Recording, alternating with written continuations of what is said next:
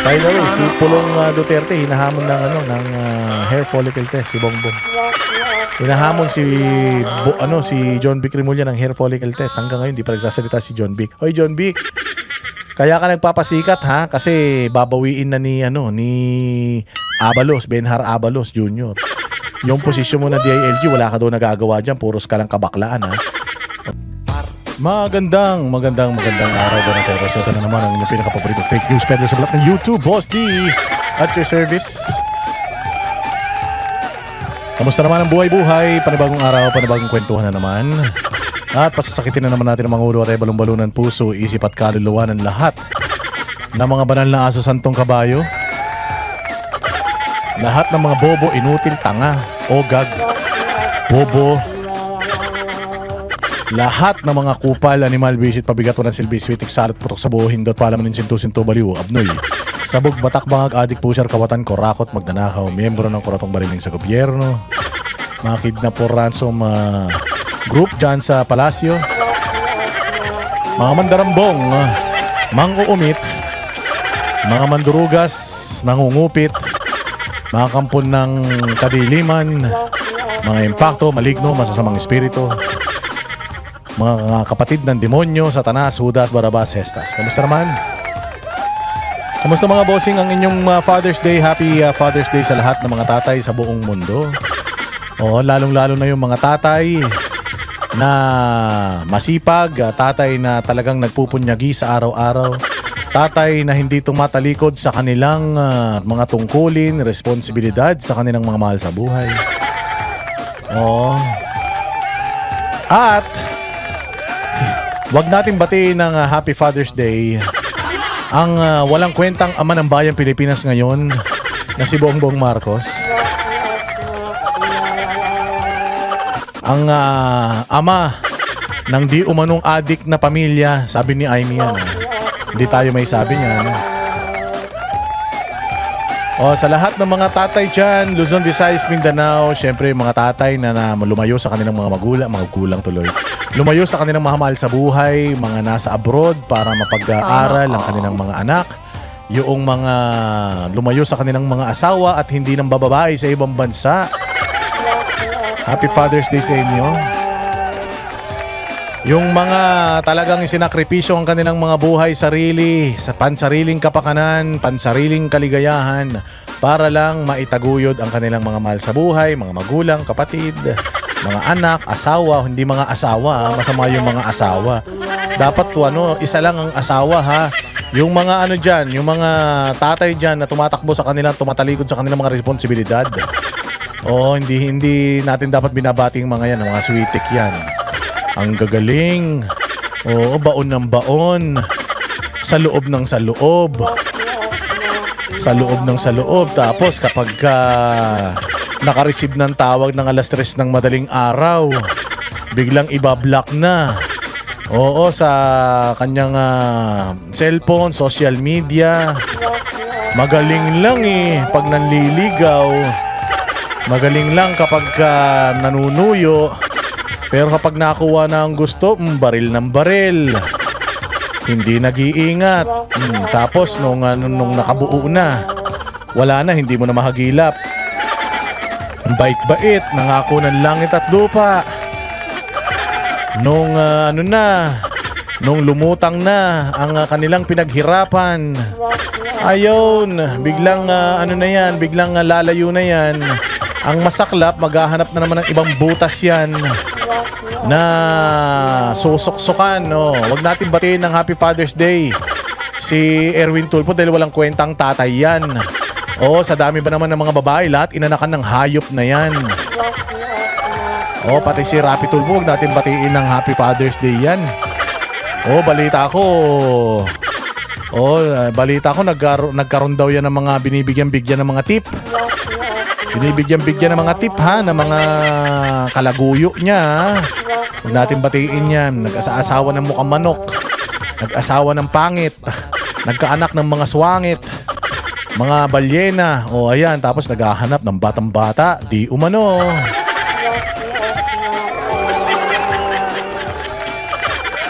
Diba mga bossing, naniniwala ba kayo ron? Ha? Oh, kamusta naman kayo? Pasensya na kayo, hindi tayo nakapag-vlog lately kasi nagkasakit ako kagabi. Oo, medyo nasagad ako sa puyat ba. Nasagad ako sa puyat kaya maaga ako natulog kagabi. Ngayon medyo late. Pero okay lang yan. Basta importante makapag-ano tayo, makapag-kwentuhan. Kasi magiging busy ang Banatero sa mga susunod na araw dahil meron kaming konting excursion ba. O meron kaming pupuntahan na isang malayong lugar. O pero tatry pa rin namin mga bossing, kaming mga Banatero, try pa rin namin kayong i-update sa mga bagay-bagay. Pero pagtiyagaan nyo na muna ha, baka medyo medyo hindi kami masyadong makapag vlog ganyan. Pero siguraduhin namin na gagawa kami ng paraan para makapagkwentuhan pa rin tayo. Simulan na natin. Simulan na natin mga bossing ang mga balita yung mga balitang hindi natin na-discuss noong mga nakarang araw, i-discuss natin ngayon. Malupit pa rin mga bossing ang mga nangyayaring kabulastugan sa pamahalaan. May sinabi daw si Erwin Tulfo May sinabi daw si Erwin Tulfo na magfo-focus na lang ba tayo sa flood control? Oo, lalo na kung kayo yung mga magnanakaw sa flood control. Hindi kami hihinto, Erwin Tulfo, hanggat hindi kayo nakukulong, mga putragis kayo.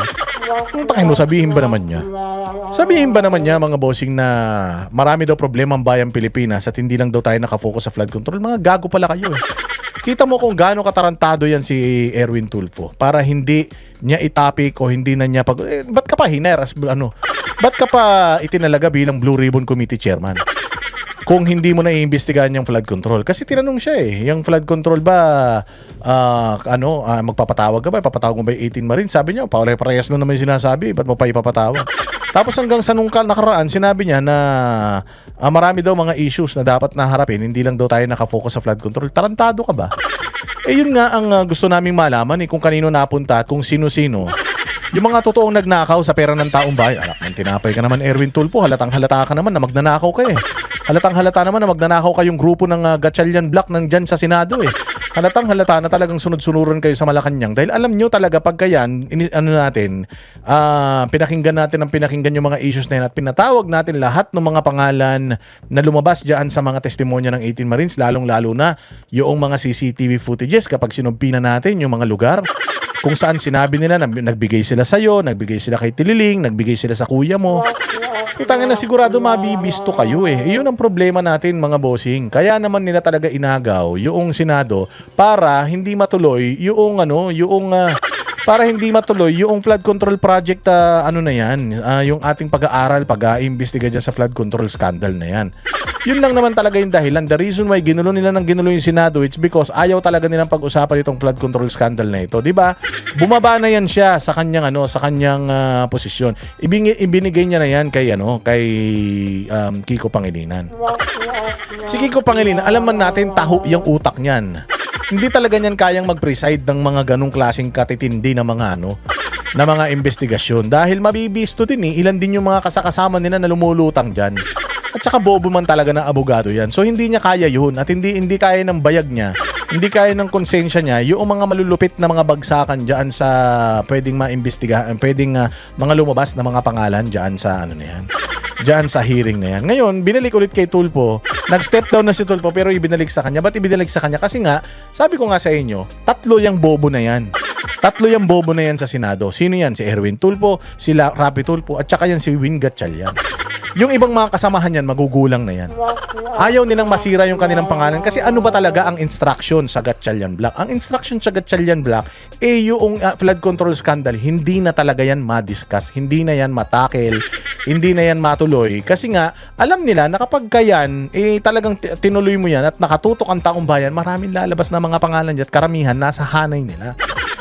Siyempre, senador man ng Malacanang itong Gatchalian Black at alam ng Malacanang na sila talaga ang punot dulo ng lahat ng kabulastugan na yan. 2024, 2025, actually 2022 pa nga lang daw, magnanakaw ng mga hudas na yan So yun lang talaga yung reason why inagaw talaga nila kay Alan Peter Cayetano yung leadership. Ang purpose nun, hindi na yung impeachment ni Inday Sara Ang purpose talaga nun is itong flood control project na to, flood control scandal na to.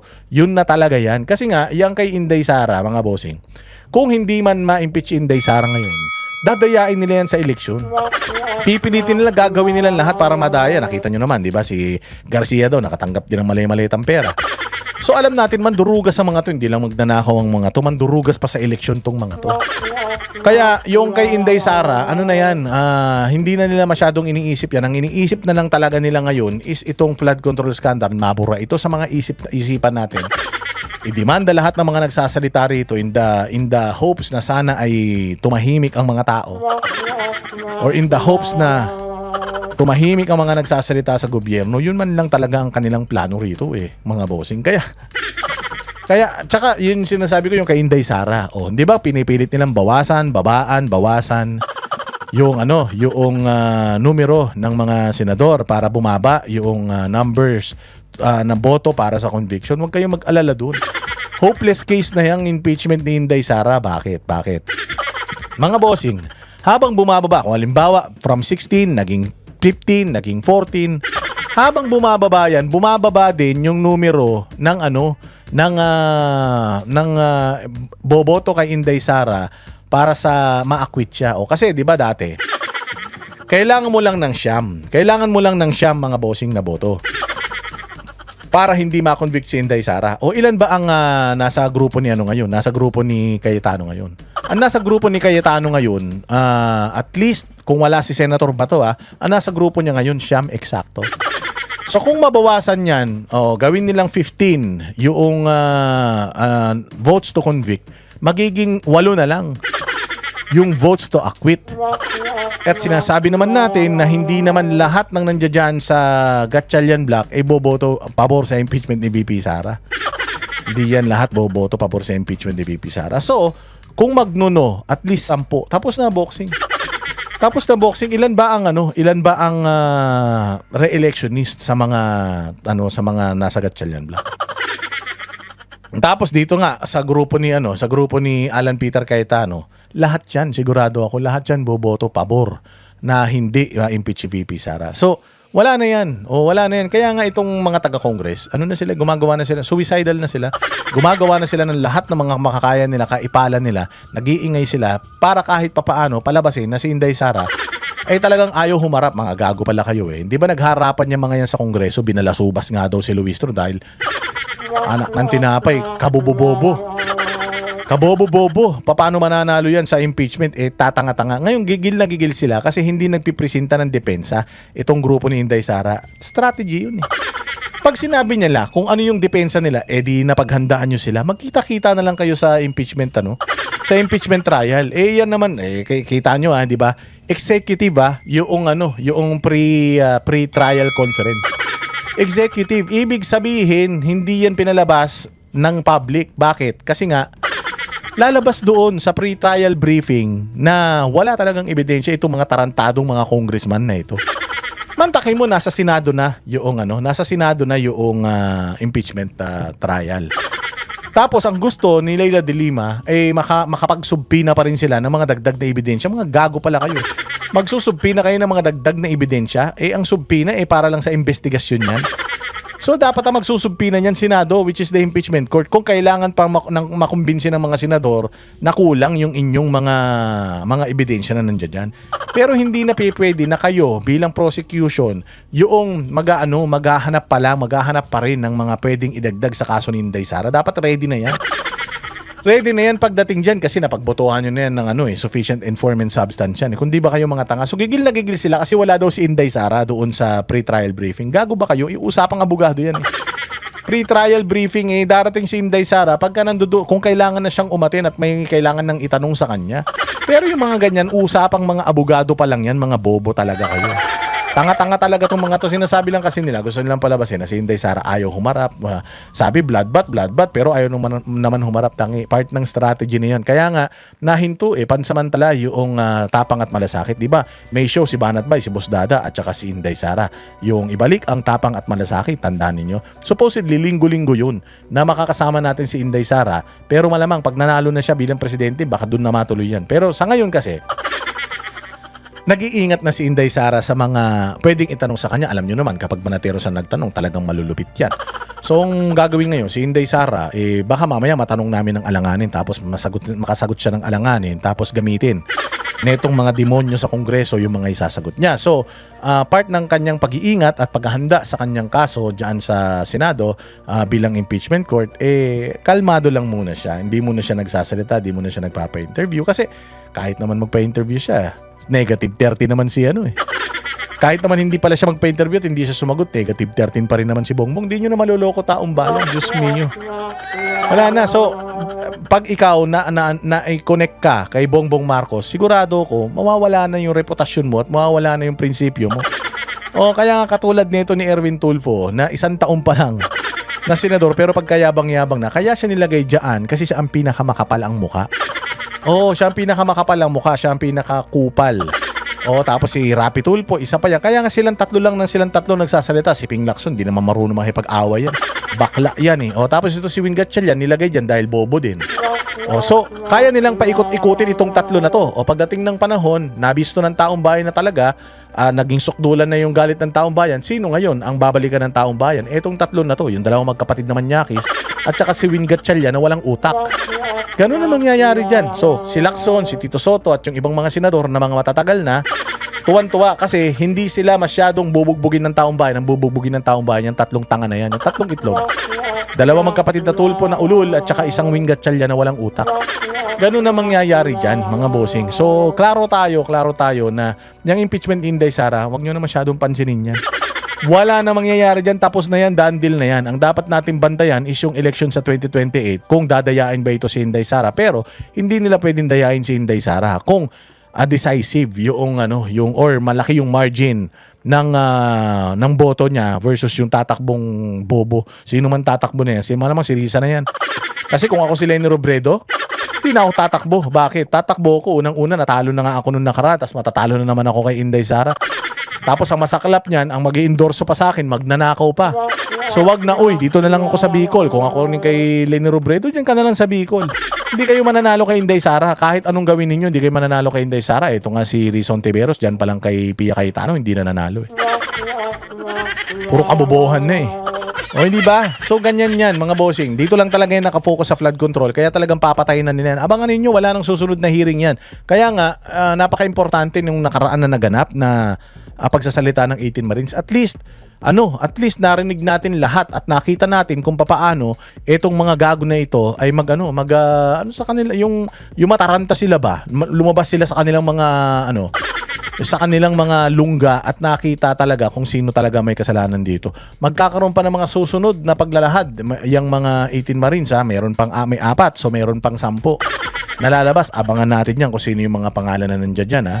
Huwag natin aalisin yan sa isip natin. I-like, i-share ninyo, subscribe kayo sa mga channels na ito para maging updated kayo sa lahat ng mga issues sa Bayang Pilipinas. Simulan na natin dito sa balitang ito, mga bossing, ang ating diskurso. Ayan. Eto na nga. Ayan, sad-sad na satisfaction rating ni Bongbong. Paano ba naman? Kabobo-bobo nito. Sabi ko nga kanino kayo? Kay Inday Sara na hindi marunong mag-computer? O dito kay Bongbong Marcos na yung kanyang earphones hindi alam na sa tenga ilalagay. Gusto yatang kainin ng gagong to. Ang ina kasi pag nasa ibang bansa, nakikipag-meeting sa mga world leader, mag-prepare. Wag naglalasing, sumisinghot ng usok. Grabe, sad na satisfaction rating. Salita pa ng salita to Ang dami nitong aso, ang dami nitong troll army, ang dami nitong mga vlogger, ang dami nitong mga media na nagtatanggol sa kanya. Pati mga congressman, pati mga senador pinagtatanggol siya, pero pucha, wala pa rin. Sad pa rin ang rating. Alam mo, Bongbong, sabi ko naman sa'yo, kung di ba naman ikaw talagang nuknukan ka ng bobo, putangin na, si Claire Castro ba naman ang ginawa mong tagapagsalita? Putangin na, tanga ka na nga, tapos mas tanga pa yung ginawa mong tagapagsalita. Mas lalo magkakaleche-leche buhay mo. Putangin na yan. Partida ito. Police, sundalo, troll army, media, aktivista, makakaliwa, mga mababantot na mga congressman at mga senador na mga abnormal. Lahat nasa kanya, pero ganito pa din ang trust rating niya. Tandaan nyo pinakamababang nagkaroon ng mababang trust rating si Gloria Macapagal Arroyo. Putangin na, sa loob ng 3-4 na taon binrake ni Bongbong. Pakinggan natin itong itong balita na ito. Sumadsad sa pinakamababa ang net satisfaction rating ng Administrasyong Marcos sa unang quarter ng taon. Base sa survey ng SWS, 32% ng mga Pilipino ang kontento sa trabaho ng administrasyon, 46% ang hindi kontento, habang 21% ang hindi tiyak sa kanilang sagot. Nagresulta yan sa net satisfaction rating na negative 13, malayo sa positive 14 noong November 2025. Imagine, negative 13, tingnan mo, 13, hindi ba yung mga senador niyang mga demonyo? Yung senador niyang mga Judas kasama si Joel Villanueva na isa ring kawatan, di umano. 13, ayan, nakuha niya yung 13. So hindi lang 13 tanga na mga senador ang nakuha niya. Nakakuha pa siya ng negative 13 na approval and trust rating first quarter ng 2026. Anak ng tinapay ka, Bongbong. Tangina, hindi ka nahihiya sa sarili mo. Kung ako sa'yo, bumalik ka na sa matris ng nanay mo, bumalik ka na sa matris ni Imelda Marcos, baka ikaw na lang inaantay niya para maglaho na siya sa mundo. Walang yan, negative 13. Pucha yan. Sabi ko nga sa inyo, yung ilibing ka, maging bangkay ka, tapos mailibing ka, below 6 feet lang yun. Negative 6. Pero ito pucha, negative 13. Itong maman to, kahit na ilibing mo ng buhay ito, wala to, hindi na ito makakaahon. Negative 13, ang hirap na yan. Sabi ko naman sa inyo, ngayong 2026, tapos na yan. Pagdating ng 2027, pa-exit na yan. Pucha, negative 13. Paano nyo sasabihing magaling na presidente ito kung negative 13? Tandaan nyo, social weather stations, kanila pa yan, ha? Tangina, palagay ko, hindi nga lang negative 13 yan. Baka negative pa yan, eh. Baka doble na mas mababa pa dyan yung kanyang nakuha dahil bobo naman to, wala mang alam to. Tangina, nakakahiya, no? Si Vladimir Putin, tinititigan siya. Sabi siguro ni Vladimir Putin, tanginan to, adik. Bigyan mo ng foil at saka ng bigyan mo ng foil tsaka lighter, alam na alam niyan kung anong gagawin. Bigyan mo ng tutor yan, alam na alam niya kung saan niya ilalagay. Pero putsaki nang yan, binigyan mo ng earphone, di niya alam na ilalagay sa tenga. Tatanga-tanga. Haharap siya kay Vladimir Putin. Pagharap niya kay Vladimir Putin, tinitigan niya. Kung di ka ba naman gago, ipinaalala pa sa'yo, hoy, hindi ka nakakaintindi ng Russian. Tagalog nga, hindi mo naintindihan, Russian pa eh. Mr. President, ikabit mo yan sa tenga mo. Putang ina ka, bobo ka. Nakakahiya, no? Ganyan ang nagre-representa sa natin, tululaway tsaka bulol. Ayop. Record low ito, hindi lang para sa PBBM administration, pinakamababa rin yan sa loob ng 16 na taon. Pinakamababa sa loob ng 16 na taon. Pinakamababa sa loob ng 16 na taon. Alam nyo ba na pinakamagnanakaw din yan sa loob ng napakahabang panahon? Magnanakaw yung tatay niya at yung nanay niya, nahinto ng bahagya yan. Magnanakaw pa rin yung mga pumalit, pero pucha yan. After how many years, sumulpot itong putang ina nito naging presidente at mas malala. Mas malala. So, siya na ang pinakamababa sa loob ng 16 na taon. Walang Diyos, siya pa yung pinakamagnanakaw. Sa negative 45 ng Arroyo administration, ginawa ang survey noong March 24 hanggang 31 sa kasagsagan ng krisis sa langis. Dito rin nagdeklara ang Pangulo ng State of National Emergency, Energy Emergency. Wala pang reaksyon ang Malacanang sa resulta ng survey. Ano ba magiging reaksyon ng mga yan? Ang magiging reaksyon lang ng mga yan is, marami namang survey dyan. At saka wala namang pakialam si Bongbong. Isa na lang ang mataas kay Bongbong. Sabi ko nga sa inyo, tama na lang ang mataas sa kanya eh. Oo, yun na lang kanyang tama sa utak ang mataas. Pero pucha, yung IQ, mababa. Yung IQ sa paggawa ng kasalanan, mataas. Siya ang pinakamatalino pagdating sa paggawa ng kalokohan. Sila magpinsan, sila ni Martin Romualdez. Pero kung ang pagbabasihan mo, talino sa pagsiservisyo, wala. Putang ina, negative 13, imagine. Basura. Basurang basura. Ngayon, negative 13. Pinakamababa sa loob ng 16 na taon. Mas mababa pa kaysa kay Gloria Arroyo. Tandaan ninyo, si Gloria Arroyo may Hello Garci. Diba? Hello Garci. May mga ganun siya. Yung mga pandurugas nila sa eleksyon. Kita nyo. Pinakamababa pa siya ron. Hindi pa napapanagot yan sa lahat ng mga kasalanan niya sa bayang Pilipinas. Siya na ang pinakamababa. Isa lang ibig sabihin yan.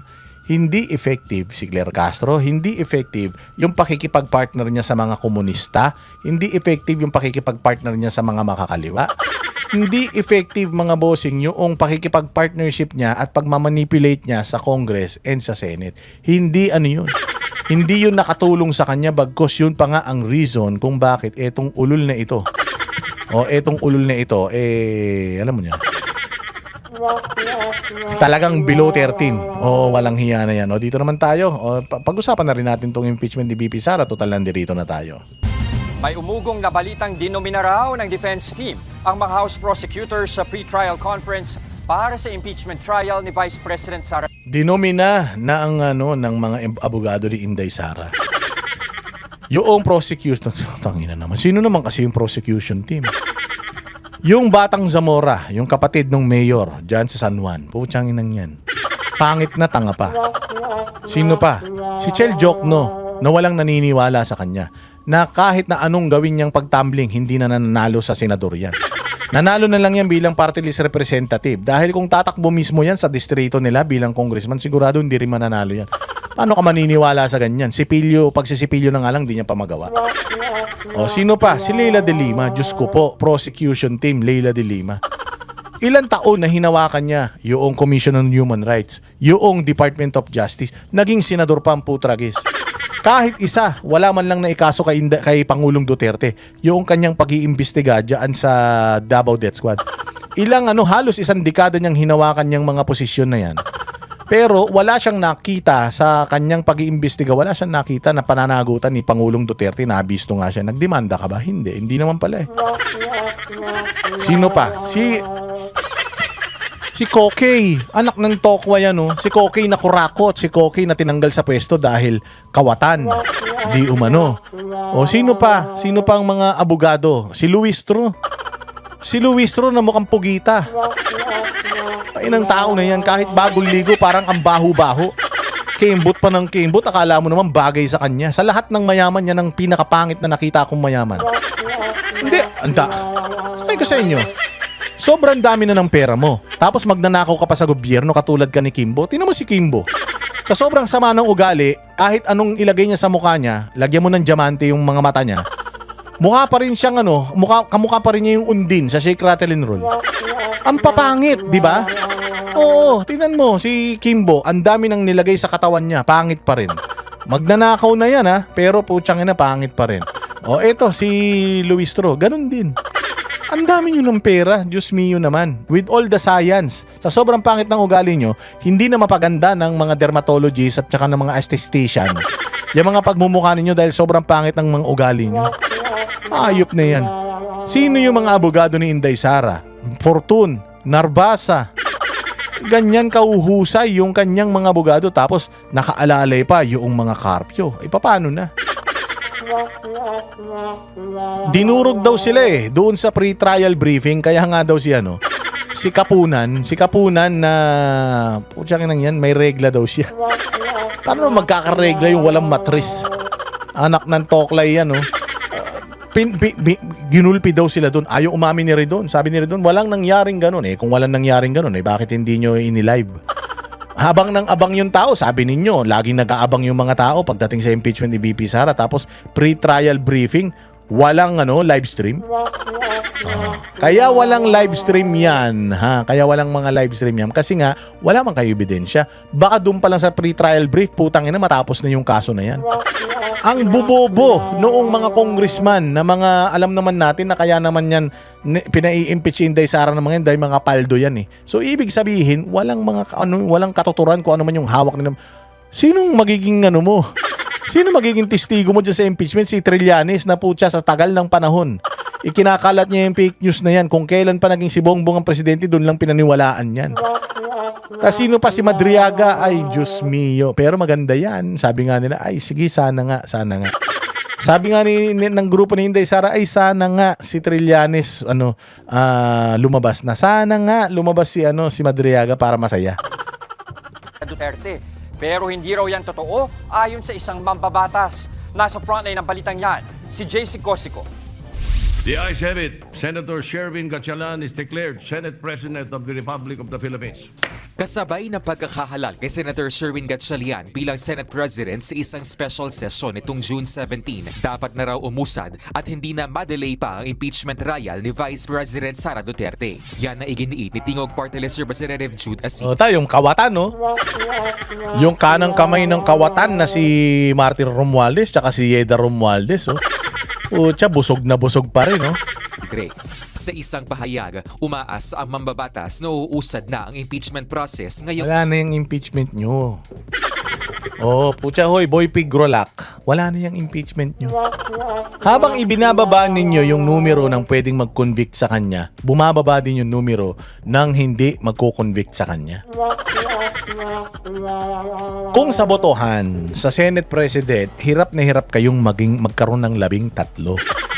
Sigurado ako, mas mahihirapan kayong magkaroon ng 15, 16, hindi kayo magkakaroon yan. Kaya nga si Inday Sara, nakita nyo si Inday Sara nagpagupit na. Alam nyo ba, na kapag si Inday Sara nagpagupit ng maikli, ibig sabihin makikipagrambulan yan. Oh, hindi makakabuti sa taong bayan kung haba pa ito nang hindi kinakailangan. Wala nang pag-asa yun makakabuti sa taong bayan, mga ulul. Wala na yan. Tapos na ang usapan na yan. Hindi na yan ang gusto ng taong bayan. Alam mo sinong gusto ng taong bayan? Makulong si Bongbong tsaka si Romualdez. Yun lang. Tapos pinananalangin na rin ng taong bayan ngayon na makulong na si Joel Villanueva. Stable na ang Senado. Sa pamamagitan daw niyan, mailalatag ng magkabilang panig ang kanya-kanyang ebidensya at argumento. Sinigundahan naman yan ni House Deputy Speaker Paulo Ortega. Nandito na po tayo. Andudumi, no? Tangina, andudumi. Nagmamanifest sa mga tigidig nila, sa mga totsyang sa mga mukha nila, lahat ng mga pagnanakaw nila. Ball na. Papunta na tayo ng NBA Finals. Umpisan na para... NBA Finals? May nanonood bang bakla na NBA? NBA Finals, kung talagang matapang kayo, sana yung pre-trial brief ni live stream ninyo. Kaya nga uminit yung ulo ni Kapunan dahil nagmukha kayong mga tanga dun eh. makita na, mailatag na lahat. Makadepensa din po ang side ng Vice President. At syempre, matapos na to para matuldukan na po itong ating impeachment trial. July 6, Natuldo ka na yan, matagal na. Natuldo ka na yan. Tinuldo ka na nga yan noong 2025 eh. Ngayon, wala na mangyayari dyan. Plus, napakaraming mga irregularities na ginawa ninyo. Maniwala kayo. Baka nga bago magsimula tong hearing ni Inday Sara dyan sa Senado, maglabas yung Supreme Court. Putang ina, iyak na naman kayo niyan. inaasahang magsisimula ang impeachment trial laban sa bise. Nanindigan naman. Ayun, putang ina ng itsura. Kung ako, sabi ko nga sa inyo, di ba dating taba-taba ko, yung dami kong mga itim-itim sa mukha. Dahil kay Miguel Baker, umayos pumayat ako, ganyan, gumaan ako, tapos naging press tayo. Wala man akong pera. Wala man akong pera, pero itong si Luistro, ang daming pera. Ang daming pera, pero tinan nyo yung itsura. Tangina, kung ako asawa nito, Kung ako asawa nito, hindi talaga ako uuwi ng bahay. The reason why tinakas niya yung asawa niya at tinago niya, kasi pag umalis yung asawa niya, baka hindi na bumalik sa kanya. Tangina, ganyan ba itsura niyan? Itsura pa lang ang baho na eh. Imagine niyo kung yung nakalabas niya, ito yung laging nakalabas sa'yo, yung mukha, di ba? Kung yan ang laging nakalabas sa'yo, yan yung laging nakatutok ng camera, pagagandahin mo yan. Pucha, pinaganda niya na yan. Pinaganda niya na yan. Imaginein mo kung ano itsura ng liig niyan, kilikili niyan, singit niyan. Tangina, sigurado puros bakat ng pigsa yan. Ganitong mukha, madudumi to. Anak ng putyan lahi yan, wag na kayong wag na kayong mag-anak, ha. Tangina, itigil nyo na yan. Ang dami ng pangit sa Pilipinas, dinadagdagan nyo pa, ha. Si House Lead Prosecutor at Batangas Representative Jervy Luistro na dapat sundin ang 22 na base number ng tatayong Ang hilig pang gumanon sa camera, putang ina niya. Parang naamoy ko yung hininga, eh. Senator judges sa impeachment trial ni Vice President Sara Duterte. Kasunod ito na pagkadetain ni Senator Jinggoy Estrada at kasalukuyang pagtatago ni Senator Bato de la Rosa. Bakit po tayo may mga senador? That is... Tsaka ina, tinan mo tsura, Naglaro ka ba sa putikan? Ay, ang hilig-hilig magpaganda, pangit naman. Tinan nyo, pucha payag kayo, mayaman kayo, pero ganyan yung tsura nyo. Ganyan yung tsura nyo, masama pa ugali ninyo. Bobo pa kayo. O kasi nakalagay, klaro man sa konstitusyon. Klaro man sa konstitusyon. Number, total, members, all members of the Senate. Total numbers of senators. Ilan yun? 24 man yun. Sabihin na natin si Jinggoy Estrada sinuspinde, si Bato tumatakbo. Tanong lang. Kung si Jinggoy Estrada ay sinuspinde, hindi na ba siya senador? Senador pa din siya. Senador pa din siya. Matatandaan ninyo, may mga mayor na may mga kaso. Pag sinuspindi mo yung mayor, sino ang pumapalit sa kanya? Vice mayor. Vice mayor. At ang sinasabi sa vice mayor, acting mayor lang siya. Yung mayor na may kaso na sinuspinde, mayor pa din yun. Pag natapos yung suspension niya, babalik siya sa dati niyang posisyon. Pag sinuspindi ba ang isang mayor, hindi na siya nagiging mayor? Automatic ba? Mayor na yung vice mayor? Hindi po. Hindi. Katulad si Pangulong Duterte. Hindi ba? Hindi siya nanalo siyang mayor. Vice mayor si Basti Duterte. For some time, siya ang mayor. O kahit nakakulong siya doon, siya ang mayor. Ngayon, natapos na yung palugit kasi kailangan sumumpa siya. Kailangan makalabas siya. Hindi niya kaya dahil nakakulong nga siya doon. Kaya si Mayor Baste ginawang mayor na, tapos si Rigo ginawang vice mayor dahil doon sa instances na yan.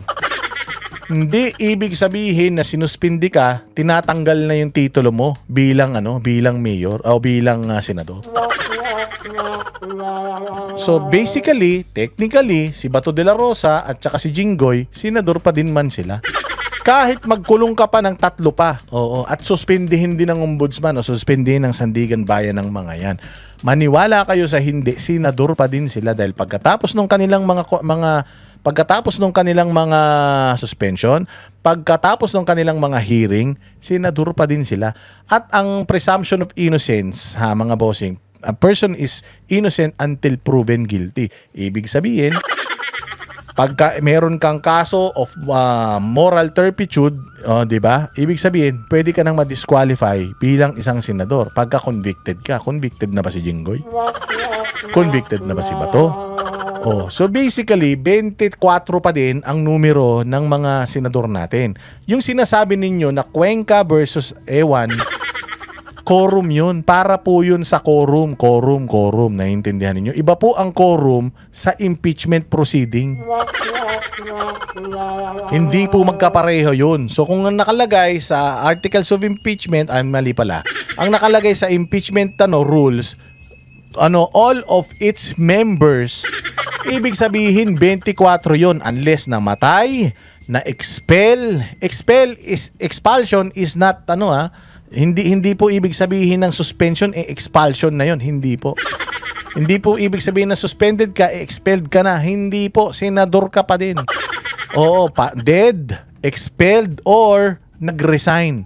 Either sa 3 yun, para matanggal ka bilang isang senador o mabawi o hindi ka na maging senador, wala itong mga si Jinggoy at saka si Senator Bato. So ang usapan dito, 24 pa din. So ang numbers to convict is 16 and ang numbers to acquit ay 9. Tanga. Wala na kayong pag-asa. Kasi kung ibaba nyo ng 15, bababa din yung 9. Bababa yung 9 ng 8. Ilan ang Cayetano Black? 10 sila. Doon pa lang tapos na yung boxing, kaya wala na to. Nagpapasikat na lang kayo para yung mga pagmumukha ninyo magkaroon pa rin ng media mileage at yung ibinayad sa inyo masulit ninyo. By means of sirain ng propaganda kay Inday Sara. Pero wala na mangyayari dito sa impeachment na ito. Tapos na to. Rest in peace na ito. to represent the sovereign Filipino people. If our senator is detained, if our senator is in hiding, the question is, are they representing the interest of the Philippine? Oo naman, si Trillanes nakakulong. Senador naman siya kasi nanalo siya. Si Leila de Lima, ang tagal na nakakulong, ilang taon. Nanalo naman siya, senador pa din naman siya. Si Jinggoy at saka si Bong Revilla, nung nakakulong sila nung kay Napoles, senador pa din naman sila. Tangin na yan. Ayan ang problema. Paano kayo mananalo dyan sa impeachment kay VP Sara kung ginagawa niyong gago yung batas? Natapos kayo dito. The people? Of course, the answer is no. Nitong Webes, Anong the answer is no? Yung mga opisina nila dyan sa Senado, gumagana pa naman. Yung opisina ni Senator Bato de la Rosa, gumagana. Yung opisina ni Jinggoy, gumagana. Noong nakakulong si Leila de Lima, gumagana naman yung kanyang kahit nakakulong siya, nakakagawa naman siya ng mga resolusyon. Tanginan tong Luistro na ito, bobo. Ganyan ba kabobo lahat ng mga taga Batangas? gawang pre-trial conference, natapos na ang pagmamarka ng mga ebidensya sa impeachment articles kaugnay ng umano'y panunuhol ni VP Sara sa ilang DepEd officials. Di ba sa pre-trial brief, mamarkahan yung mga ebidensya. Sino ba ang dapat naglalabas ng ebidensya? Ang prosecution. Ano ang gagawin ng defense? Didepensahan lang nila yung mga ebidensyang inilabas nila. Bakit kailangan si Inday Sara dyan? May question and answer na ba dyan? Wala pa naman. Hindi ba? Natatandaan ninyo. Si Erap ba? Sa pre-trial brief, humarap siya? Hindi. Si Corona ba, pre-trial brief, humarap siya? Hindi. Si Davide ba, pre-trial brief, humarap siya? Hindi. Bakit pinipilit yung paharapin si Inday Sara? Tangin na niyan, hindi nga humarap si Inday Sara dyan. Nagmukha kayong tanga, di lalo na kung nandiyan si Inday Sara.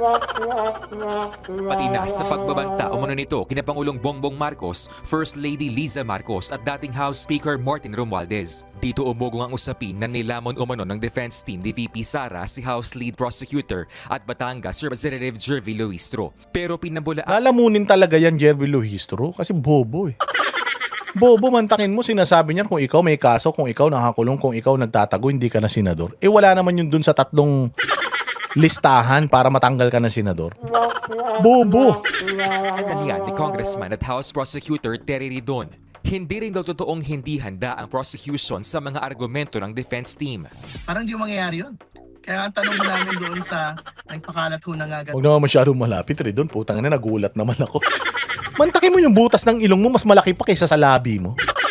Ayan, sukatin ninyo, yung nguso niya. Mas maliit pa yung nguso niya kaysa sa butas ng ilong niya. Lumayo-layo ka naman, Ridon. Putang na, babangunguti naman yung mga tao. Wala ba nag-a-advise sa'yo kung pagka nagsalita ka naman ganyan, medyo lumayo ka naman sa camera. Walang due naman. Yung ganyan ng mukha mo, nilalapit mo pa sa camera. Pag ganyan ng mukha, dapat itinatago na yan. Dapat nga nakamaskara ka na pagka ganyan Ito yung mga singer sa Amerika, yung mga pangit, tinatakpan ng bangs yung mga mukha. Ito, proud na proud siya sa kanya sa bagay. Dalawa lang sila ni Koke, ang ganyan ng itsura sa Pilipinas. At in-embrace niya na yun, nakamukha niya si Koke. Diyos ko naman. Alam ka na mag-deny ka pa. Alam mo, kapag sinabihan kita ng pangit at ako'y dinimanda mo ng paninirang puri, putang ina, nakakampihan ako ng korte kasi pangit ka talaga. ang kwento. Sa planetang nangyari, yan pong bagay na yan. Planeta ng mga kokey. Sa planeta daw nangyari. Sa planeta ng Pilipinas. Sabi ko nga sa inyo, hindi nyo man kailangan mag-deny. Napaka-arte nyo. Gusto nyo lahat naka-live. Pero ng pre-trial brief, dahil matitindi yung mga kaharap nyo mga abogado, talagang mga litigator, putyang inang yan, hindi nyo ni-live. Inano ninyo, sa sobrang epal ninyo, sa sobrang patay gutom ninyo sa airtime, hindi nyo ni-live yun. Kasi nga, alam nyo, lalampaso kayo. Alam nyo, magmumukha kayong tanga. Nakdan tinapay, At wala pong kinain ng buhay. Ang meron alam ko, may kumain ng lumpia. Kasi masarap po yung inahing pagkain ng Senate Impeachment Court, no? Doon po sa 2 panig. Sa Lunes, June 22, itutuloy ang pre-trial conference para sa natitirang articles of impeachment. Halatang-halata mo, kinain sila ng buhay. Bakit? Kasi wala silang kwento Usually may kwento yan. Paano kaming kakainin ng buhay? Natai nga sa salawal yung nung dinibati ko yung Wala silang ganun Meron lang sila kumain ng lumpia. Sabi ko sa inyo, sa totoo lang, yung impeachment na yan, excited ako. Ang dami nating content yan. Sigurado ako, ang dami nating content. Baka 3 times a day ako magko-content yan. Baka puro bloopers ang pag-uusapan natin dito, mga bossing, pag disimula yung hearing niya. Tapos isa pa to si Gatchalian, bobo din. Tanginang yan. Gagawin nilang presiding officer si Chis Escudero. Kasi nga, Hindi siya abogado. Putangin na yan. Ba't hindi na lang si Cheese ang ginawa niyong Senate President? Wala naman palang kapasidad dito. Tingnan mo yan. Bilang dyan ang umano'y unexplained wealth at maanumalyang paggamit ng confidential funds ng bise. Nilinaw naman ni Ridon na Senate Impeachment Court ang magtatalaga kung sino ang magiging presiding officer sa paglilitis at hindi sila tututol kung sino man ang maupo. Kasabay yan ang usaping posibleng ipwesto sa Senator Cheese Escudero. If it is Senate President Gatchalian, then we will present. Tuyo-tuyo na yung labi nito. Alat ng tinapay. Sabi ko sa inyo, yung labanan dyan sa, sa impeachment, hindi yan papangitan, ha? Kasi kung papangitan, putangin na, panalo na kayo. Leila de Lima, tuyot na. Si Jokno, kamukha ni Yossi Kadiri. Si Luistro, mukhang pugitang adobo. Tangin na ito si Kokey. Kung ang impeachment hearing pasagwaan ng itsura, panalo na kayo. Panalo na kayo. Pero kung patalinuhan, puta, sigurado ako talo kayo. Ang tatangan nyo Ourselves before him. If it is Senator Escudero, then we will present ourselves before him as well. Yan din ang iginiit ni Congressman Ortega. Pero may edge umano si Senator Escudero. Impeachment rules, yung IRR po nila, karamihan po nun siya ang sumulat at siya ang nag-amin. So kumbaga, mas kabisado niya yung rules. Sigurado yari kayo dyan. Yari kayo pagka kapag si Escudero na ang Putang ina, wala na talaga yung pag-asa kasi tandaan ninyo si Escudero ang gumawa nga ng implementing rules and regulations sa si Escudero, pero hindi niya itinuloy yung impeachment ni VP Sara kasi alam niya illegal yung pagkakaano ninyo, yung pagkakadraft ninyo, tapos siyang ilalagay niyo diyan, tapos ang boxing matapos siyang kupal-kupalin noon, matapos yung yung kayong mga ulul kayo kung ano-anong pinagsasabi nyo sa kanya, tinira-tira pa siya ng mga troll farms ninyo, tapos ina-expect ninyo na nakikilos si Cheese Escudero in favor sa inyo. Hindi ba kayo mga tanga? Merong balita. Alam nyo ba kung ano yung balita? Ang balita is, ito ang ipinangako kay Cheese Escudero. Kaya siya lumipat sa majorityng bago sa Gatchalian Black. Ito ay pinangako sa kanya. Ngayon, kung hindi ito ibibigay sa kanya, lilipat ulit yan. Lilipat yan sa kabila. Pag lumipat yan sa kabila, putang ina, disgrasya na naman kayo. Maaagaw na naman sa inyo yung liderato. Kaya ngayon, yan ang deal sa kanya. Tsaka magtataka ka, tinan mo. Hindi siya masyadong tinitira nila Cayetano, hindi siya masyadong tinitira nila Marcoleta. Ang tinitira nila si JIL. Si Villanueva ang kanilang tinitirang malala. Alam niyo kung bakit? Kasi si Villanueva, sangkot talaga yan sa corruption. Kaya talagang siya na pressure. Pero ito si Cheese Escudero, inoferan niyan. Ang inoffer sa kanya, etong magpipreside siya sa impeachment proceeding kasi re-electionist yan si Cheese Escudero. Re-electionist yan. So kailangan ni Cheese yan para mabangon yung kanyang reputasyon. I-a-acquit yan si Inday Sara. Putang ina, mananalo ulit yan sa 2028 pag ginawa niya yun. Abang kayo. Ganyan na mangyayari dyan. Matalino man yan si Cheese. Meron siyang kaso supposedly sa ombudsman. Matatanggal na yun. Tapos at the same time, nakuha niya pa yung siyang magpipreside dyan sa impeachment hearing. Di yari kayo lalo. Subukan nyo na si Cheese Escudero ay hindi nyo ito pa rin yung pangako nyo kay Cheese Escudero. Pag yan lumipat, yari kayo lalo. Si Alan Peter Cayetano na naman ang presidente na ang Senate President niyan. Hindi ba? Ito pa isang tanga. Itong si Kiko Pangilinan at saka si Sharon Cuneta, umiyak. Iyakin masyado. Bakit natin nasabi? Walang due na yan. Lumabas yung picture nila doon sa 18 Marines. At plus 4. Wala naman sinabi na nakatanggap sila ng pera, nakatanggap sila ng maleta. Pero ayon dun sa picture na yon, kasama nila yung mga taga Misibis Bay something. Yung Misibis Aviation. Pinakita lang yon. Wala ni haniho. Pumalag, pumiyok yung mag-asawang ewan. pumiyok. Kesyo, sa sama ng ugali ninyo. Hindi kami nakatanggap ng maleta. Walang sinabing nakatanggap kayo ng maleta. Ikaw naman, Kiko Pangilinan, abogado kang naturingan. Sana man lang, sinigurado mo, may picture tayo dyan. Ano ibig sabihin nun? Kasi ang tanong nung lumabas yung picture na yun, pain kasi yun eh, pain yun eh. Ang tanong nung lumabas yung picture na yun, kilala nyo ba kung sino yung mga nasa likod na mga naka-vest?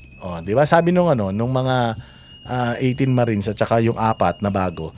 Ayan po yung mga crew ng aviation, yung Misibis Aviation. Yun pong aviation company ni Zaldico. Nandoon si Sharon, nandoon yung mga anak, nandoon din si Kiko, gulat na gulat pa. Wala naman sinabi yung mga sundalo na nakatanggap sila ng maleta. Pina-identify lang sa kanila kung sino yung mga nasa likod. Aba, pumiyok sila. Ba't masyadong defensive? Wala namang akusasyon sa inyo. Ganyan kayo katanga.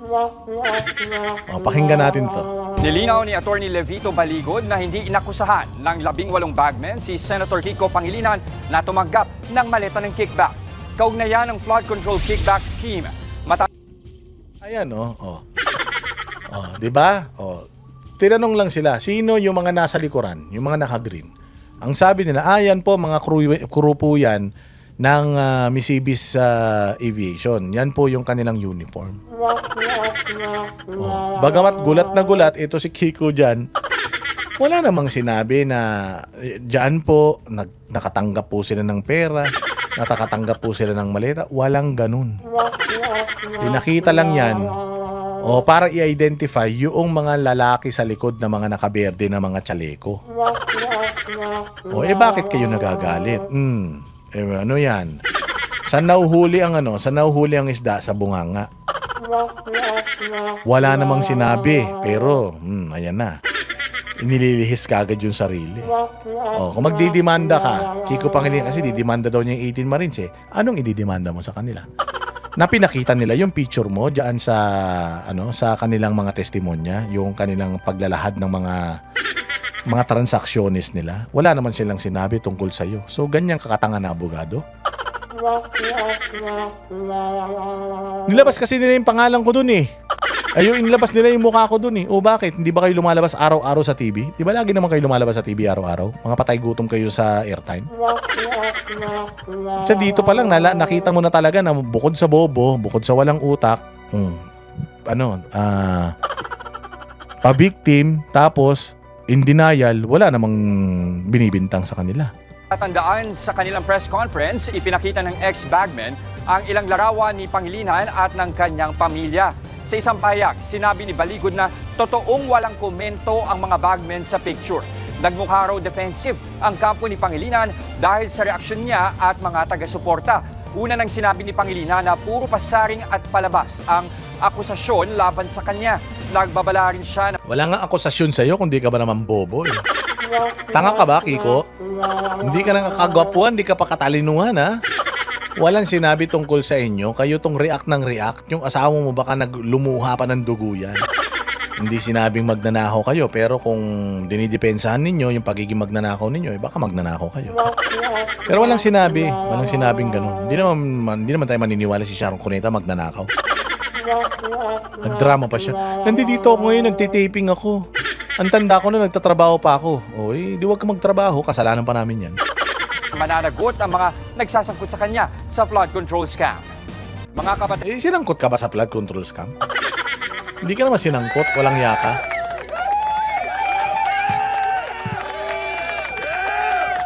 Dito tayo mga bossing. Pag-usapan natin 'to, maganda 'to eh. Ito yung isa sa mga malulupit na nangyari nitong nakaraang linggo. Kasi itong si Ping Lacson, nakuha na nila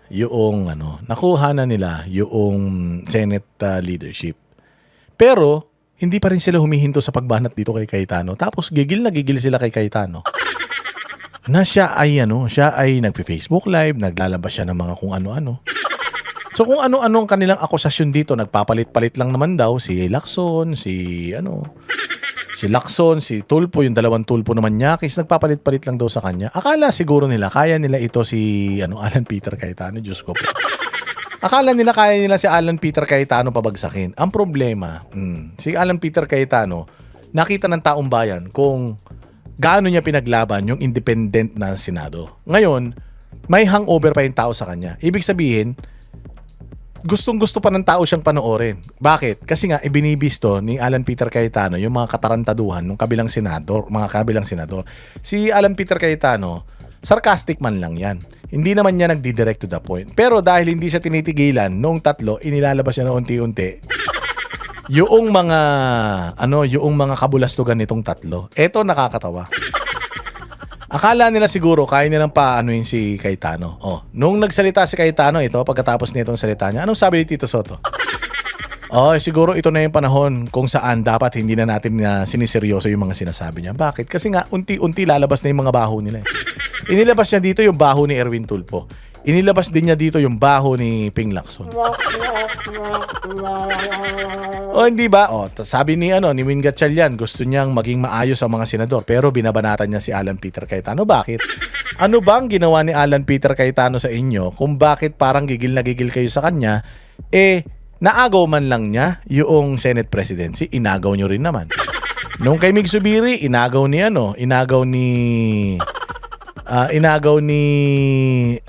Escudero. Tapos nung kay Escudero, inagaw ni Tito Soto. Wala naman nagre-react.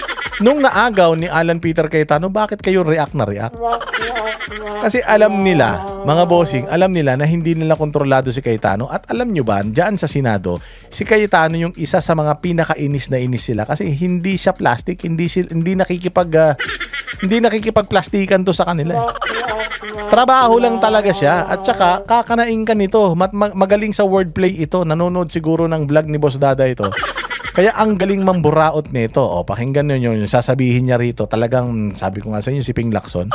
Ang sagot lang ni Ping Lacson sa kanyang sinabi, naawa na ako sa kanya. Yun lang ang sagot. Naawa tawagin ka ba namang aso? Tapos si Erwin Tulfo, sobrang liit ng tingin ni Cayetano sa kanya. Mantakin mo si Lacson, aso lang niya. Tuta niya si Erwin Tulfo. Pakinggan natin to. Si Senator Tito Soto and Senator Raffy Tulfo, at least sila tuta ng Malacanang. Pero si Erwin Tulfo, tuta lang ni Lacson. Hindi siya tuta ng Malacanang. 'Di ba? Kasi nga may hawak sa kanya si Senator Lacson na alam sa kanya. Yung sinabi niya na may tatlong kumausap na wag pumirma. Unang-una, yung dalawa kakampi na nila. Pangalawa, Yun nakita nyo. Kumbaga sa si Erwin Tulfo, according doon sa mga lumabas nung mga unang hearing, kay Marcoleta pa lang lumabas na yun. Kay Marcoleta pa lang lumabas na yun. Na itong si Erwin Tulfo, merong isang kontraktor na pabalik-balik sa kanyang opisina. Aside from that, member siya ng ACT-CIS party list. Tapos yung ACT-CIS na yun, yung isa doon na member nila, na representative nila, kontraktor. Tapos, yung kapatid nun na congressman dyan sa Baguio, contractor at the same time, scammer. Naka-freeze na kayong assets so maraming hinangahawakan sila Marcoleta sa kanya. Ngayon, naagaw yung Senate leadership, naagaw ni Soto, inilagay si Lacson. Hawak siya sa liig ni Lacson kasi nasa record na Nasa record na yung mga nasabi nung unang hearing kay Marcoleta nung unang Blue Ribbon Committee. Nandoon na yon. So, pag tinuloy-tuloy yung investigasyon doon, lalabas na ito si Erwin Tulfo. Merong bagahe. Kaya hawak siya sa liig ni Ping Lacson. Kasi ilalabas ni Ping Lacson yung baho nito ni Erwin Tulfo. Kaibahan yan kay Villanueva, kaibahan yan kay Chis Escudero, kaibahan yan sa ibang mga senador. Kasi ang may hawak sa liig nila, Ombudsman at saka Malacanang. But this time, kay Erwin Tulfo, ang may hawak sa liig niya, si Lacson. Dahil alam ni Lacson yung mga katarantaduhan niya. At sa oras na yan si Erwin Tulfo ay bumaliktad, putang ina, lalabas lahat ng mga katarantaduhan niyan. Ilalahad-lahat ni Ping Lacson yan. Si Ping Lacson parang si Trillanes din yan Political operator, propagandista yan. Ganun ang yan. Ganun ang kaya tinawag niyang tuta. Kasi yung iba, aso Aso ni Bongbong Utusan ni Bongbong direkta. Pero sa sobrang liit ng pagkatao nito ni Erwin Tulfo, sa loob lamang ng 1 taon ba na congressman at saka 1 taon na senador, 600 plus million na ang kanyang net worth. Saan manggagaling yung pera na yan? yung kakampi lang isa, nagsabi kay nakwento din sa akin yon. Sinabi kay Erwin, kami ang ginaganito ngayon. Ito ang hawak sa'yo. 1, 2, 3, 4, 5. Isang araw, ikaw gaganon. Kaya nung una, hindi rin pumirma si Erwin. So yun ang mahirap sa Senado. 24 lang kami. Araw-araw kami nagkwekwentuhan. Oh, so hindi pumirma si Erwin nung una kasi nga dawit siya. Dawit siya. Oh. 'Di ba ang tahimik niya? Tapos nung noong nangyari na itong kay Cayetano, biglang naging maingay siya. Bakit? Kasi nga tumahimik siya nung si Lacson ang Blue Ribbon Committee chairman. Oo, nung naging si Marcoleta na, yung pinakatago-tago nilang sikreto ni Ping Lacson lalabas sana. Kaya yung sinasabi dito ni kaya pinilit ng lahat ng mga senador na makuha ulit kay Alan Peter Cayetano kasi nga it will open a box of worm, a can of worms. Lalabas lahat ng baho nila kapag si Alan Peter Cayetano nandiyan. Kaya nga hanggang ngayon sinisira pa rin nilang si Alan Peter Cayetano kasi nga nasugatan sila ng malala ni Alan Peter Cayetano. Nasugatan sila, mantakin mo, ang tagal na nanahimik ng pangalan ni Tulfo, biglang naungkat ulit ngayon na si Tulfo ay nakatanggap ng mali-malitang pera. Bukod dun sa pera, nakatanggap pa ng babae. Kaya gigil na gigil sila dito dahil inilabas ni Lacson lahat ng mga kabahuan nila. Hindi na mawawala yan sa isip ng taong bayan. Oy. Minsan nagiinuman pa. Kaya kung magkwekwento kayo, ayusin yung kwento nyo kasi alam ko rin yung kwento eh. Di ba? Magkwekwento kayo, bitin pa. Yung totoo, Erwin Tulfo, isa-isayin natin hawak sa'yo. Gusto mo? Yung kontrakto na balik-balik sa office mo. Kita nyo, tumahimik si Erwin Tulfo ngayon. Walang sagot si Erwin Tulfo dito. Tumahimik si Erwin Tulfo, hindi lang tinuloy ni Cayetano yung mga mga iskandalo niya na hawak ni Ping Lacson sa leeg. Hindi niya tinuloy dito. Alam niyo kung bakit? Sigurado mapapahamak si Kaya mapapahamak si Tulfo. Kaya nga hindi na umimik si Tulfo rito, bait-bait na ni Tulfo, di ba? Si Ping Lacson na lang, nagsasalita. Tapos sinaway na sila ni Tito Soto. Huwag niyo na kasing pansinin. Okay na, nakuha nyo na kasi. Tuloy-tuloy pa rin kayo ng pagbanat eh. Ayan. Lumabas na naman yung mga pangalan nyo. Topic na naman kayo. Yung contractor sa party list, marami pang iba. Doon muna tayo. Marami pang iba. Di ba? Okay. So sabi nung iba, kung sasabihin mong tuta, si Senator Lacson? Hindi na po tuta si Senator Lacson. Aso na po siya. Matagal na po matagal na eh. Strategy. So ano strategy nung kabila? Palabasin ng manggulo. Sila nagpapasok sa NBI. Sila nagsabi sa NBI, full battle gear kayo doon. Sila hindi naglagay ng membro. Sila ang hindi nagpausad sa bills natin. Authorized naman sila na mag-BICAM, etc. Diba? Sila yung nananakot sa kapwa natin membro na lumipat kayo kung hindi makukulong kayo. Sila ang meeting sa Malacanang pero pinapalabas nila, tayo unproductive, tayo magulo. Yun ang strategy nila.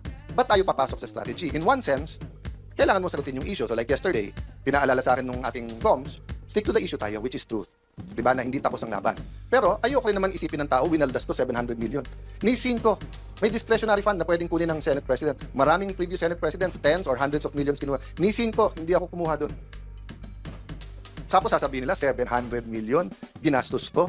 Tapos wala. Unang-una, magaling sa division, si Senator Lacson for 2 reasons. Dinivide lang yung 700 by 28 days kasi 25 million or minultiply lang 28. Pero mahina talaga siya sa math. Bakit? Because 12 is not 13. Pangalawa, akala ko ba sabi nyo tanggal ako nung June 3? Ilan araw ang May 11 hanggang June 3? Paano naging 28? Diba? So makikita mo talaga na mahuhuli sa bibig ang... Yan kasi ang problema kay Lacson. Propagandista. Tapos ang masaklap nito, matalino yung kanyang pinopropagandahan. Yung pinopropagate niya, yung binabalak po ops niya, matalino. Kasi nga naman, hindi 28 araw yun. Di ba? May 28 to June 11, ilang araw lang yun. Bilangin natin May 28 to June 11. 1, 2, 3, 4, 5, 6, 7, 8, 9, 10, 11, 12. 13 days lang yun. 13 days lang. Paano naging Kung 13 days times 25 million, magkano lang yun? Diyos ko naman. Kasi nga nung June 11, di ba? Kasi nung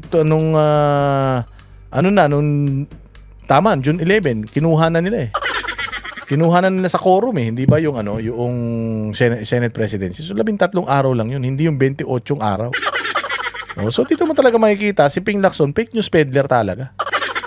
28 million per day kung gano'n naman talaga ang kung gano'n naman talaga ang gastos. Ang tanong diyan, naging productive? Hindi naging productive. Bakit? Unang-una, yung isang araw doon, nag-walk out kayo. So yung 25 million doon, kayo may kasalanan. Kung 25 million per day, so yung 25 million na yun, kayo may kasalanan. Kasi itinigil nyo yung quorum eh. So hindi lahat yun. Hindi lahat yun kay Cayetano, pati kayo may kasalanan dun. So sa 3 araw man lang na nag-boycott sila, actually 2 araw nga lang sila nag-boycott, sa pangatlong araw nakuha nyo na. Kung 25 million, 50 million lang yun yung pagbo-boycott nila. Out of yung sinasabi mong 700 million na budget ng Senado during his term. Di ba? Hindi naman sila lumagpas ng 3 araw eh. Oh, so mali yung mathematics mo. Ibig sabihin, pumupropaganda ka lang talaga. Yan ang sinasabi ko. So, siguro kung si Risa Ontiveros ang ginanyan mo, hindi niya kayang maisip yan dahil wala man logic yung tao na yun. Tanga yun eh. Okay, pero si Alan Peter Cayetano, hindi kayo makakalusot. Magaling to, abogado to. Hindi man kayo mga abogado. Kayong 3 itlog dyan.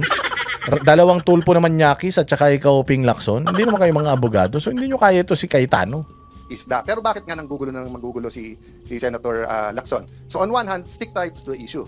On the other hand, there are some issues, tactical issues, na kailangan mo sagutin kasi kung hindi, masisira main message mo. So kung ang main message natin is good governance, tapos akala ng tao may anomalya sa 700 million. So sabi niya, isipin mo, walang productivity. O bakit ngayon break eh? Everyday ngayon, 25 million. So kung ngayon sasabihin ko, ang grupo ni Lacson at ni Gatchalian, 25 million today, walang nagawa. Tomorrow, 50 million, walang nagawa. O sa Monday, kung 5 araw na, 125 million walang, naka-break tayo eh. Meron pre-trial eh. Diba? So wag natin lokohin ang tao. So, but sometimes it's strategic na i-expose yung ginagawa nila. So, nakita ko to kasi tandaan nyo, political science yung background ko, yung pinag-aralan ko. And uma-absent ako sa school, sumama lang sa tatay ko because I was really interested in politics. I've been a counselor since I was 21 years old. I've been in government. So what's my point? Nung nakita ko na dumami ang mga congressman na bumabanat sa VP nung 24-25, sabi nung iba, dami ng galit. Hindi, naging speaker ako eh. Magaling ang strategy yung speaker. Bakit? Alam kasi nila na sa Pilipinas, we have a two-party system. Di ba? Sabi nung iba, multi-party. Hindi, two-party system tayo. Di ba? Party on Friday, party on Saturday, election sa Monday, Tuesday, lahat kakampi na sa administrasyon. May maiiwan lang na konting oposisyon. So in a sense, two-party, administrasyon, oposisyon. Di ba? Ito yung hindi nila kaya, yung ganitong wordplay. Yung mga cynical na mga statement, yung mga sarcastic na mga statement, yan yung hindi nila kaya. Matalino to eh. Wordplay. O kumbaga bars yan. Sa flip-top bars ang tawag dyan. Yung reference na ginagamit niya, pucha, makatotohanan talaga. Two-party system. Literal, two-party, hindi. 2 party. Party ng Biyernes, party ng Sabado, pagdating ng Lunes, magkakakampi na sila. Bilihan yan, bilihan, bayaran yan, ganun na nangyayari sa gobyerno. Medyo unique lang ngayon kasi yung mga Pinklawan, Dilawan, pumampi, Marcos na rin. Dahil ayaw kay VP Sara. So ang nangyayari ngayon, they claim to be the opposition, but the opposition oppose. They're actually co-administering. Diba? So, what's my point there? Ang galing ng ginawa nila. Kasi pagka yung congressman hindi nagsalita ng mabigat versus VP Sara, alam nilang pagpalapit na o bumango, kakampi din nila o 2 kakampi. So ang ginawa nila, binitawan, sinusuportahan, ginalit, or whatever. No, I'm not saying hindi conviction ng iba sa Quadcom, etc. I'm point, it was a systematic attack. So that nga, hindi na sila, so that point of no return na. Na kung ikaw man si VP Sara, paano mo pang kakausapin yung mga yon? Inupakan ka na ng ganon, di ba? So ganun din ang ginawa nila ngayon sa Senado. Pag upo ko, tumitingin din sila kasi katulad, alam niyo naman si 14, di ba? Si 14, ilan meetings nag-attend siya, nagkikwento, nagsama na ng sitwasyon. Etong si Senator Lacson, kung anong ginagawa. Tapos nung nagbilangan na, kumampi doon, siya din eventually kumausap sa ibang kasama na bumaliktad, si 14. So ang point ko, anong ginawa nila? Imbis na dumami tayo by them going to us, nung nag-meeting sila, take turns tayo lahat umupak. Kaya alam ko sa grupo nila ang pinakamatalino, si Lito Lapid. Kasi si Lito, parang kasama nyo na ako, pero wag nyo nang asahan, umupak pa ako. Di ba? I mean, si Lito's the most honest and practical. We're here together, this is politics. Pero wag na tayong gumawa ng imbento tungkol sa kasama natin. Pero sila, nag-take turn sila. Liberal, kayo naman. Rafi Tulfo, ikaw naman. But makikita mo yung diferensya nila eh. Sabi ni Rafi Tulfo, hindi daw sila Malacanang. In other words, hindi sila tuta. Okay. But doon mo makikita yung graduated and experience. Bakit? Kasi si Senator Tito Soto and Senator Rafi Tulfo, at least sila tuta ng Malacanang. Pero si Erwin Tulfo, tuta lang ni Lacson. Hindi siya tuta ng Malacanang. 'Di ba? Kasi nga may hawak sa kanya si Senator Lacson na alam sa kanya. Yung sinabi niya na may 3 kumausap na wag pumirma. Unang-una, yung 2 kakampi na nila. Pangalawa, yung kakampi lang isa, nagsabi nakwento din sa akin yon. Sinabi kay Erwin, kami ang ginaganito ngayon. Ito ang hawak sa'yo. 1, 2, 3, 4, 5. Isang araw ikaw gaganon. Kaya nung una, hindi rin pumirma si Erwin. So yun ang mahirap sa Senado. 24 lang kami. Araw-araw kami nagkwekwentuhan. Minsan nagiinuman pa. Kaya kung magkwekwento kayo, ayusin nyo kwento nyo. Kasi alam ko rin yung kwento eh. Di ba? Magkwekwento kayo, bitin pa. Yung totoo. Erwin Tulfo, isa-isayin natin hawak sa'yo. Gusto mo? Yung kontraktor na balik-balik sa office mo, yung kontraktor sa party, marami pang iba. Doon muna tayo. Marami pang iba. Di ba? Yung kontraktor na balik-balik, yung babae. Na sinundan-sundan pa ng CCTV, tandaan ninyo. Yung magpapaayos daw siya ng biranda ng bahay niya. Ano yon? Yung kontraktor na balik-balik, sino pa? Yung party list nila, yung isang miyembro ng party list nila, kontraktor, tapos yung kapatid. Panahon pa lang ni Pangulong Duterte, yung YAP ha, panahon pa lang ni Pangulong Duterte, lumulutang na yung pangalan niya na magnanakaw. Takay mo, kasama nyo sa party list nyo, tapos magnanakaw. Diba, hindi kayo nahihiya? Ayan na, 2 years pa lang yan ha, 3 years pa lang yan sa pwesto. Si Erwin Tulfo, gano'n na kayaman? 600 million na. Isang taon pa, baka billionaire na yan. Kauna-unahang bilyonaryo na broadcaster. Ibahin natin si Loren Legarda. Bilyonaryo man si Loren Legarda kasi bilyonaryo yung napangasawa niya. Pero ito si Erwin Tulfo, nagsusustento ka pa ng 10 anak ha. Nagsusustento ka pa ng mga babae. Di umano. Saan mo kukunin yung 600 million mo? Okay. So sabi nung iba, kung sasabihin mong tuta, ano si Senator Lacson? Hindi na po tuta si Senator Lacson, aso na po siya. Matagal na po matagal na eh. Okay. But ano ang ibig ko sabihin sa aso? Anong klase? Iba-iba kasing klase ng aso. Yung kayo po, pagka may utos sa inyo, kayo ay nag-asikaso. Meaning you take care of it. Meron din pong aso-kaso. Ano yung aso-kaso? Tatahol yung aso, kakasuhan. So kung makikita nyo po makikita nyo, ang usual procedure, kaya may affidavit o wala, ang witness itetest mo, huwag mong pababasahin ng affidavit. Kasi baka hindi siya gumawa ng affidavit. Si Senator Lacson binaliktad niya. Hindi, basahin mo lang yung affidavit. Hindi, sandali, payagan mo muna ang DOJ, kunin yung witness, gagawin yung affidavit. Pagbalik, basahin mo yung affidavit. Hindi po yun ang sistema. Nasaan yung mga abogado na kahit kakampi nyo sa Pinklawan? Totoo yun ha. Ganyan ang ginawa ni Ping Lacson, hindi ba? Magsasalita, tapos dadalhin muna siya ng DOJ. Pagbalik ng DOJ, may supplemental affidavit na. May bago ng affidavit. Tapos yung affidavit pinababasa. Alam mo, dapat yung affidavit hindi binabasa yun. Ikaw ba, yung affidavit mo, sinusumpaan mo yan. Sige, wag mong basahin yung affidavit mo, ikwento mo mula umpisa hanggang matapos kung talagang itong affidavit mo ikaw ang gumawa nito. Dapat ganun eh. Ikaw naman ngayon, hindi ka magbabase sa hindi mo pinabasa sa kanya affidavit niya. Magbabase ka naman sa affidavit niya, doon manggagaling yung mga tanong mo sa affidavit niya. Iko-confirm mo ngayon kung yung affidavit niya naiintindihan ba niya talaga o hindi. Kaya nga 'di ba, nagkaroon ng problema. Diyan kay Risa Ontiveros, doon kay Alias Rene, 'di ba? Kaya nagka-problema kay Alias Rene dahil yung affidavit ni Alias Rene hindi siyang gumawa eh. 'Di ba? Sinabi niya na hindi siyang gumawa, pinirmahan na lang niya. Pero dito nga baliktad, sa panahon ni Lacson, ganun na nangyari. Basahin mo yung affidavit.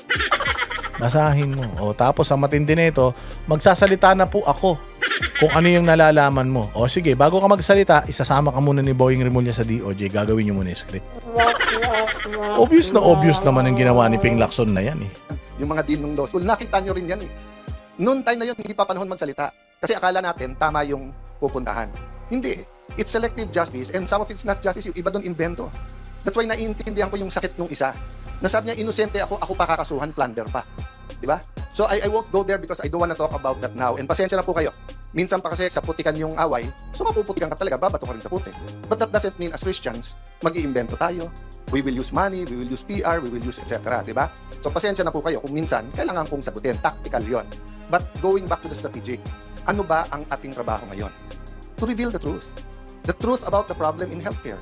How do people get their healthcare? So, pero habang nire-reveal natin, may balik yan ha. So, yesterday, in-inform tayo ng mga kaibigan natin sa DOH na tinanggal na daw tayo sa system. So, hindi na daw tayo pwedeng mag-refer ng mga gagamutin sa iba't ibang ospital. Yun ang isang pinakamalupit. Dahil sa politika nila, pucha, ito kasing mga senador na to, meron yan silang budget. At dun sa budget nila, dun nila kinukuha lahat. Ano yun? Yung mga scholarship. Yung mga lumalapit sa kanila para humingi ng tulong, financial assistance pagdating sa pagpapa-hospital. Halos lahat ng senador, ganyan yan. Kukuha sila ng magagawa sila ng mga endorsement letters, promissory note. Yun yung ipipresent nung ospital, dyan sa ospital para ibawas sa kanyang bill kung magkano yung sponsored ng senador. Tinanggal yun kay Alan Peter Cayetano at mukhang tinanggal yun sa lahat ng Cayetano block, yung minority ngayon. Tinanggal yun. Putsang inang yan. Yun na nga lang yung magagawa mo bilang isang senador. Pinatay pa. Bakit na naman? Kayo na naman ang may-ari. Meron kasi lumapit sa akin nung kaibigan ko. Sabi niya, Boss Dada, baka naman meron kang kilala mga kaibigan natin sa gobyerno na pwedeng tumulong kasi may kamag-anak ko, may sakit, bla bla bla. Ipinadala ko sa kanya itong video na to, yung cut version nito na tinatanggal sa kanila tinanggal sa kanila yung budget na yun.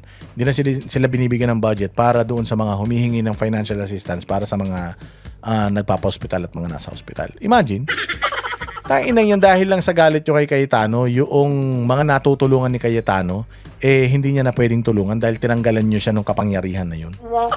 Tarantado kayo, di ba? That might be the price we have to pay. And we know, we don't have enough personal resources para ipagamot lahat. Pero, we have enough resources to hire buses. So kung by Monday o Tuesday, DOH, hindi kayo mag-ayos, ibubus ko lahat ng kamag-anak ng pasyente para mapirmahan nyo, para mapagamot yung mga pasyente. Kasi hindi naman ako aatras di ba? May sakit sila, ang dami-dami yung pera, abroad ka ng abroad, Mr. Secretary, picture ka ng picture kasama ng mga nasa vape, di ba? O, tapos, flu shots lang, hindi nyo mabid, hindi makasama.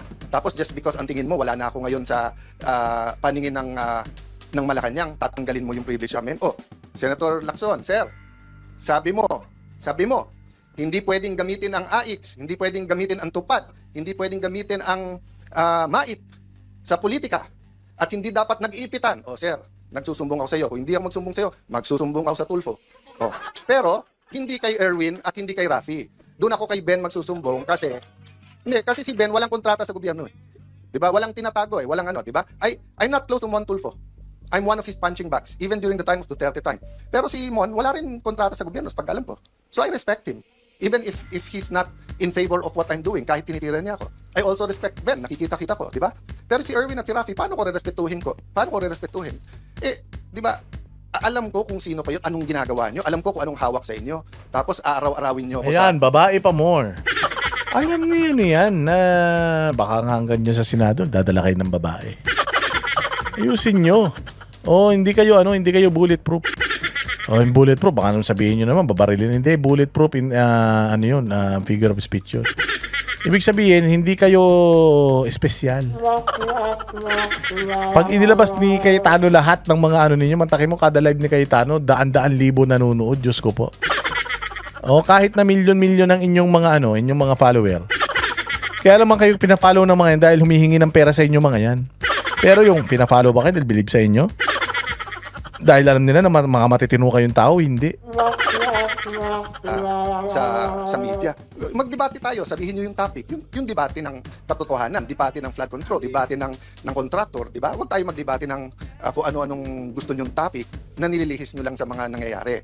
So again, mga kasama, tama yung narinig nyo, inuumpisahan na kami. Actually, to be fair for a long time, Senator Amy and Senator Bongo, pinagtatanggalan din ng mga pondo. So ang sabi nila, daan-daan bilyon ang para sa ayuda at hindi ito pwedeng gamitin sa pagpapamaungo, which is not true Also, nung simula nung nagkaroon ng oil crisis, nung simula nung Israel, open na silang may picture, may pangalan sa pagdidistribute Pero okay lang kasi at least nakukuha ng tao. So don't get me wrong As long as yung mga pasyente na asikaso, it doesn't have to pass through my office. Ang problema, pumunta sa opisina nila, sila nagsasabi, pumunta ka sa congressman, senador. Pagpunta naman nila sa congressman, senador, ay dito sa congressman na to kasi kakampi na Malacanang. Dito kakampi, di ba? So, let me address myself to Senator Win because paulit-ulit siya nung siya ang chairman ng Committee on Finance. Sabi niya, walang politika sa pondo to. And I believe him. When he was chairman of Finance, sabi niya, walang politika, pare-pareho to. At yung amounts natin bilang mga senador, walang lalamang, pare-pareho tayo. Senator Win, you're now the Senate President. May DOH Secretary ka, namumuliti ka. The ball is in your hands, di ba? Pero papayag ba tayo? Sa atin, ano ba ang isang weekend? Pero yung may sakit na hindi matuloy yung CT scan niya, hindi matuloy yung MRI niya, hindi matuloy yung dialysis niya, that can be fatal, 'di ba? So, sasabihin niyo kami namumuliti ka, 'yun ang ginagawa niyo. So, sorry. Mapupunta tayo sa politika. because we have to fight the daily battles. But my point is strategy versus tactics. Daily battles versus the war. The war is really for the kind of Philippines we want. Diba? And yun ang last ko sasabihin, we have to articulate that.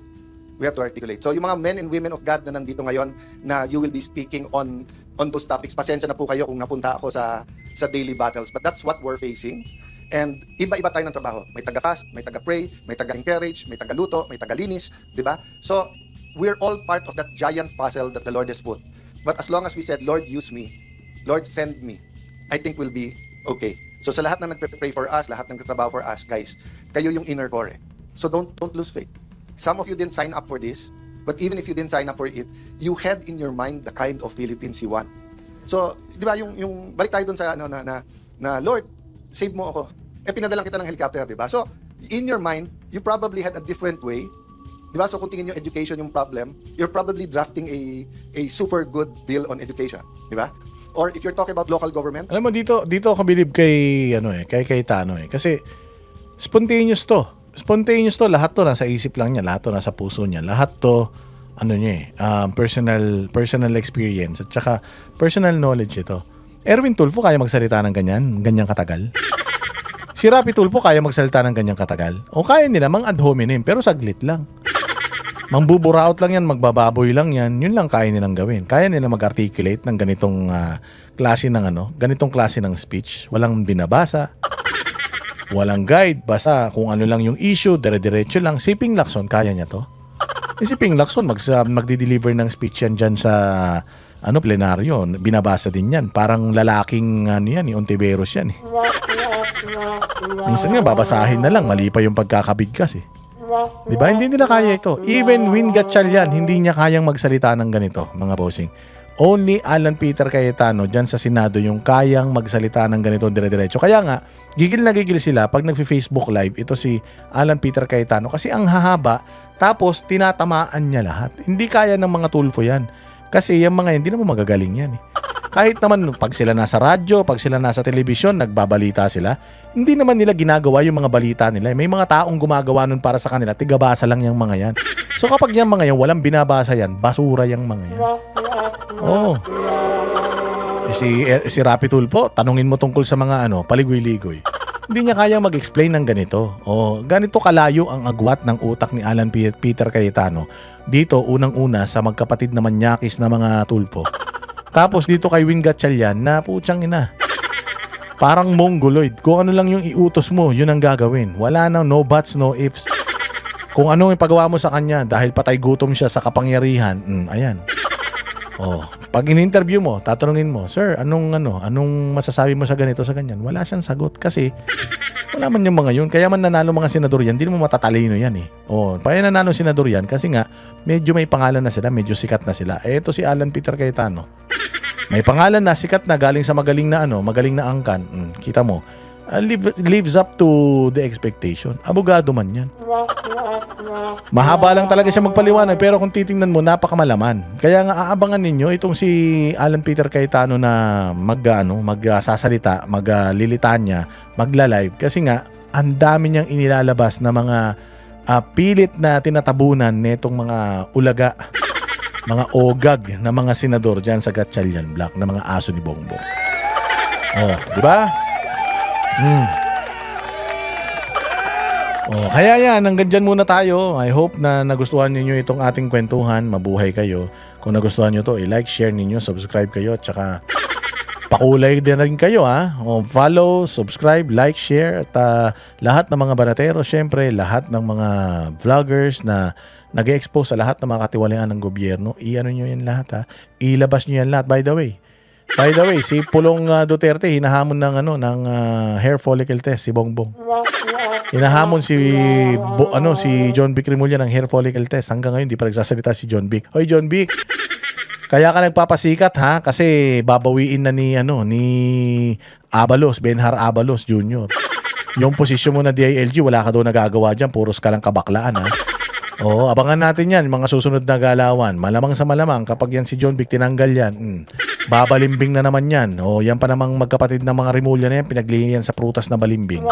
Wala mga prinsipyo at paninindigan yung mga yan. Kita-kita po tayo ulit sa susunod na vlog. Magandang umaga, tanghali, gabi sa inyo lahat.